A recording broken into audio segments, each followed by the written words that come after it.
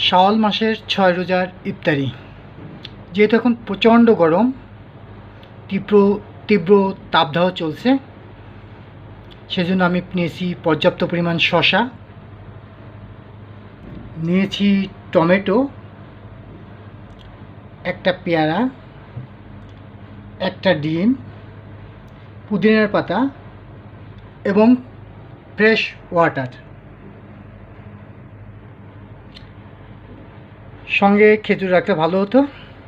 দুঃখের বিষয়, রমজানের পরে বাজারে গিয়ে আমি অনেকগুলো দোকান ঘুরেও খেজুরের সন্ধান পাইনি। একটি দোকানে খেজুর ছিল, মানে ভালো নয়, যার কারণে খেজুরটা সংগ্রহ করতে পারিনি। তাই আপাতত আজকের মতো এই হালকা ইফতারি দিয়ে প্রথম পর্ব সারব।